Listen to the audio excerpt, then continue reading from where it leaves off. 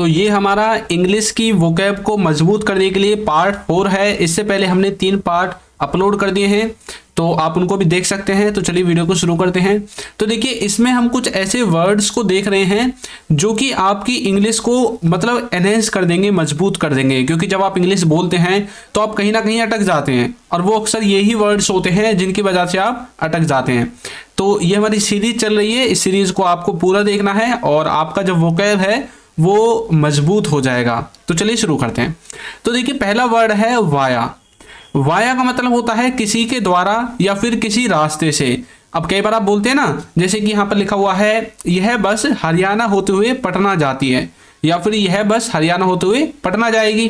तो आप किसी से पूछते हैं भाई ये बस कहाँ पर जा रही है, तो वो बता देता है भाई हरियाणा होते हुए पटना जाएगी। ठीक है।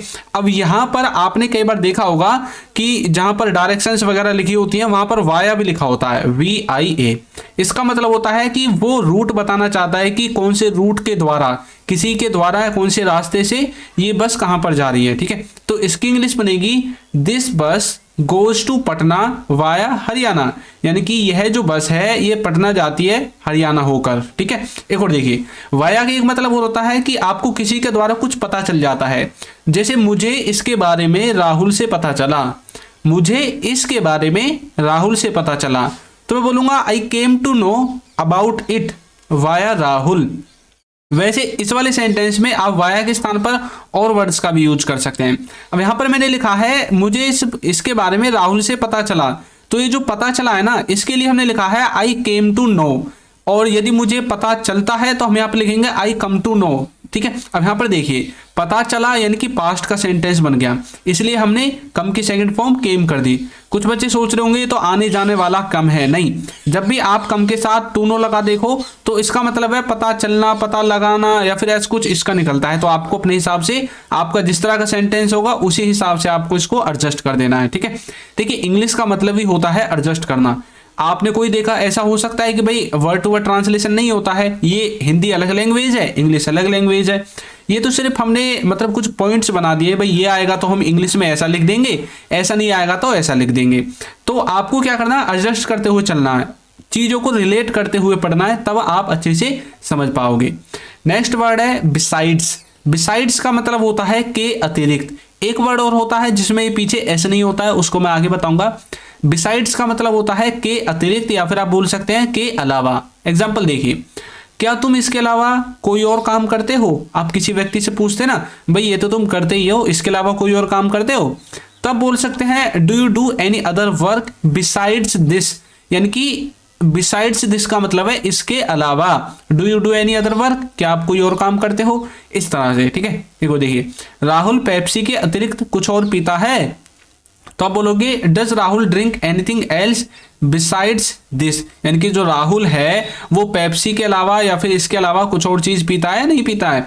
तो आप इस तरह से के अतिरिक्त और के अलावा, इसमें आप बिसाइड्स का यूज कर सकते हैं। अब देखिए, एक वर्ड और है बिसाइड। इन दोनों में फर्क क्या है, इसमें पीछे एस है और इसमें पीछे एस नहीं है। सिर्फ इसी एक वर्ड की वजह से इसका पूरा मीनिंग चेंज हो गया। यहाँ पर इसका मीनिंग है के अतिरिक्त या फिर के अलावा, लेकिन यहाँ पर इसका मीनिंग है साइड में या फिर बगल में। जैसे कि हमारे साइड में आकर कोई बैठ जाता है ना, या फिर आप कहते हैं भाई वो तो मेरे बगल में बैठा था, मतलब यहाँ पर बिसाइड को आपको यूज करना पड़ेगा। आप नेक्स्ट टू का यूज भी करते हैं, ठीक है, और कॉर्नर का यूज भी करते हैं, एडजेसेंट का भी यूज करते हैं। तो बहुत सारे ऐसे वर्ड्स हैं, तो ये मैंने कंफ्यूजन दूर कराने के लिए आपको यहाँ पर बिसाइड लिख दिया है। एग्जाम्पल देखिए, वह मेरी बगल में आकर बैठा। आपसे आप किसी को बता रहे हैं यार वो आया और मेरे बगल में आकर बैठ गया, यानी कि आप पास्ट के बारे में किसी को कुछ बता रहे हैं। तो बोलोगे he came and sat beside me, वह आया और क्या किया उसने, सेट बिसाइड मी, मेरे बगल में आकर बैठ गया। पापा मेरे साइड में चल रहे थे। ऐसा होता ना कई बार, भाई आपके दोस्त वगैरह आपको कॉल कर देते हैं और वो मतलब फोन उठाने की गाली शुरू कर देते हैं। मतलब जैसे दोस्त आपस में बातचीत करते हैं, थोड़ी बहुत गाली वगैरह देकर, तो आप बोलते हैं आराम से बोला करो, ये तो देख लिया करो कोई है या नहीं है। पापा मेरे साइड में चल रहे थे, तो आप बोलोगे पापा वाज वॉकिंग बिसाइड मी, या फिर मतलब नेक्स्ट टू मी, इस तरह से भी आप बोल सकते हैं। ठीक है, तो बिसाइड यानी कि साइड में या फिर बगल में, तो इस तरह से आप बिसाइड का यूज कर सकते हैं। ठीक है, नेक्स्ट है आपका बिहाइंड। बिहाइंड का मतलब होता है किसी चीज के पीछे। जब आप किसी चीज के पीछे की बात करते हैं, इसके एग्जांपल्स देखिए, जैसे कि तुम्हारी सफलता के पीछे कौन है, यानी कि आप किसी चीज के पीछे के बारे में बात करना चाहते हैं, तो who is behind your success, who is behind your success, तो आपकी सफलता के पीछे कौन है। हमारा घर बैंक के पीछे है, कई बार आप किसी को एड्रेस बताते हैं ना, बोलते हैं यार हमारा घर उसके घर के पीछे है, हमारा घर स्कूल के पीछे है, हमारा घर बैंक के पीछे है, तो इनकी किसी चीज के पीछे है, ठीक है। तो वहां पर हम किसका यूज करते हैं, बिहाइंड का। कैसे बोलेंगे, अवर हाउस, तो यहां पर ये मिस्टेक थी, इन था पहले, यहां पर इज हो गया, ठीक है। तो अवर house is behind the bank, यानी कि बैंक के पीछे है हमारा घर।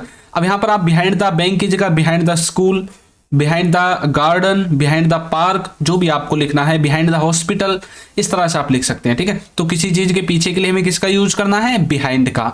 एक और देखिए यदि अभी तक आपने हमारे कोर्स को ज्वाइन नहीं किया है तो कोर्स को ज्वाइन कर लीजिए। इसमें हमने बेसिक से एडवांस्ड लेवल तक इंग्लिश ग्रामर को कवर कराया है। इंग्लिश के सभी क्लास नोट्स आपको मिलेंगे, बच्चों के साथ प्रैक्टिस करने का मौका मिलेगा, A to Z video lectures, practice quiz, course certificate भी आपको दिया जाएगा, ठीक है। और इसका जो प्राइस है ना वो 299 है सिर्फ। तो इसका लिंक जो है डिस्क्रिप्शन बॉक्स में आपको मिल जाएगा, वहां से जाकर आप इसको ज्वाइन कर सकते हैं। कुछ बच्चे बोल रहे थे कि सर हमें ई बुक्स चाहिए, तो देखिए ई बुक्स का लिंक भी आपको नीचे डिस्क्रिप्शन में मिल जाएगा, वहां से जाकर आप इनको भी परचेज कर सकते हैं। नेक्स्ट देखिए, नेक्स्ट है meant to be. Meant to be का मतलब होता है कोई चीज किसी के लिए होती है, यानी कि कोई चीज अब किसी के लिए बनी होती है।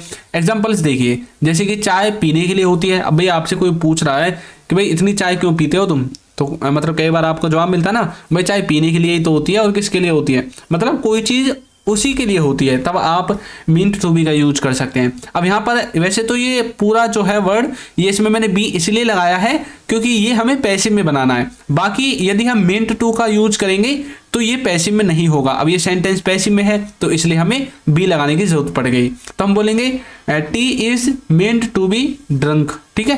नेक्स्ट देखिए, फिल्म देखने के लिए होता है या फिर फिल्म देखने के लिए होती है, तो बोलेंगे films are meant to be watched, ठीक है। तो इस तरह से आप मेंट टू बी का यूज कर सकते हैं कि कोई चीज किसी के लिए होती है। अब जैसे आप बोलते हैं ना कि भाई फुटबॉल तो खेलने के लिए होती है, किताबें तो पढ़ने के लिए होती हैं, आंखें तो देखने के लिए होती हैं, वो बंद थोड़ी करी जाती हैं। तो इस तरह से उन सब में आप मींट टू बी के द्वारा अपने स्ट्रक्चर को आसानी से बना सकते हैं। एक और देखिए, नेक्स्ट है केप्ट ऑन। केप्ट ऑन का मतलब है करते रहा, कोई किसी काम को करते रहा, वहां पर आप केप्ट ऑन का यूज करते हैं।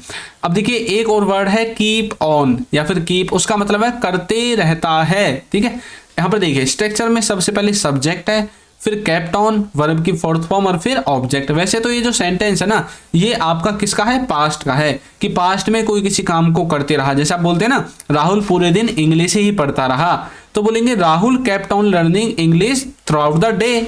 Rahul kept on learning English through out the day, तो राहुल क्या करता रहा, पूरे दिन अंग्रेजी ही पढ़ता रहा। भाई कई बार आपसे पूछते हैं ना कि भाई राहुल क्या कर रहा था पूरे दिन, आपने बोला यार राहुल तो पूरे दिन इंग्लिश ही पढ़ता रहा, दूसरे सब्जेक्ट का तो नाम ही नहीं है।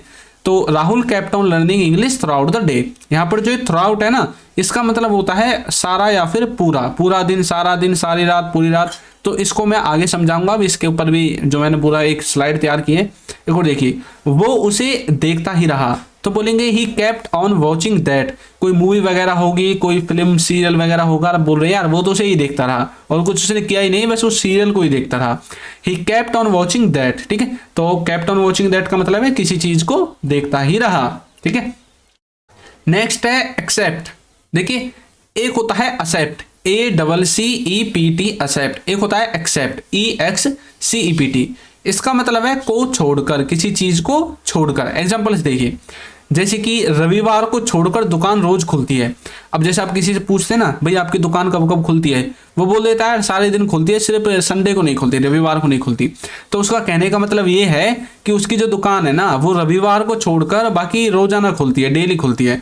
तो अब जो ये रविवार को छोड़कर है ना इसके लिए आपको एक्सेप्ट का यूज करना पड़ेगा। कैसे बोलोगे, the shop is open every day. Shop जो है रोजाना खुलती है, एक्सेप्ट संडे, संडे को छोड़कर। अब यहाँ पर एक्सेप्ट मंडे, ट्यूसडे, वेडनेसडे कुछ भी आप लिख सकते हैं। तो यहाँ पर जो भी डे होगा एक्सेप्ट के बाद उसको छोड़कर बाकी सब दिन खुलती है। अब जैसे आपसे कोई पूछने लगे भाई आप कब कब स्कूल जाते हो, आप बोलोगे मैं रविवार को छोड़कर बाकी रोजाना स्कूल जाता हूँ, ठीक है। तो तब आप वहां पर रविवार को छोड़कर इसके लिए एक्सेप्ट इस तरह से संडे का इस्तेमाल करेंगे। राहुल के अलावा हर कोई पास हो गया, पूरी क्लास पास हो गई पर राहुल पास नहीं हुआ। तो मतलब राहुल के अलावा या फिर राहुल को छोड़कर पूरी क्लास पास हो गई। तो अब बोलोगे एवरीवन पास्ड, हर कोई पास हो गया एक्सेप्ट राहुल, राहुल को छोड़कर। ठीक है, तो everyone passed except Rahul, Rahul को छोड़कर हर कोई पास हो गया, या फिर राहुल के अलावा सभी पास हो गए। तो इस तरह से आप एक्सेप्ट का यूज कर सकते हैं। नेक्स्ट है आउट ऑफ। आउट ऑफ का मतलब होता है के बाहर, किसी चीज के बाहर। कई बार बोलते हैं ना कि भाई मैं अपने गांव के बाहर कभी नहीं गया, भैया मैं तो गांव में ही रहता हूँ, गांव के बाहर तो मैं कहीं गया ही नहीं हूँ। ठीक है, तो आप बोलोगे, अब देखिए ये जो सेंटेंस है ना, वैसे ये सेंटेंस हमने किसी पास्ट के पॉइंट ऑफ टाइम को लेकर बनाया है, जिसमें हम पास्ट इंडेफिनिट का यूज करते हैं। तो मैंने बोल दिया I never went out of my village, मैं अपने गाँव के बाहर कहीं नहीं गया। रविवार तक वह गाँव के बाहर है, तो बोलेंगे he is out of village until Sunday, तो संडे तक कहाँ है, वो गांव के बाहर है। तो ये जो अंटिल है ना, अंटिल का मतलब है तक। ठीक है, इस तरह से आप आउट ऑफ का इस्तेमाल करेंगे। देखिए मैंने बोला था ना थ्रू आउट को मैं आपको समझाऊंगा। थ्रू आउट का मतलब होता है सारा या फिर पूरा, जैसे आप बोलते हैं ना वो सारा दिन ही काम करता रहा, वो पूरी रात फोन चलाता रहा। तो देखिए वह सारी रात नहीं सो पाया, यानी कि वह सारी रात नहीं सो सका, सो पाया, जो भी आपको बोलना है। तो अब बोलोगे, अब देखिए कोई किसी काम को नहीं कर सका, ये आपने मॉडल्स में पढ़ा होगा, कर सका या फिर नहीं कर पाया, तो आप किसका इस्तेमाल करते हैं, कुड का इस्तेमाल करते हैं ना। तो हमने कुड से बना दिया, हम बोलेंगे he could not sleep through out the night, he could not sleep through out the night, वो पूरी रात नहीं सो पाया या फिर नहीं सो सका। नेक्स्ट है उसने सारी रात फोन चलाया। कई बार बोलते ना भाई सारी रात फोन चलाया, 1 मिनट भी नहीं सोने दिया इसने मुझे।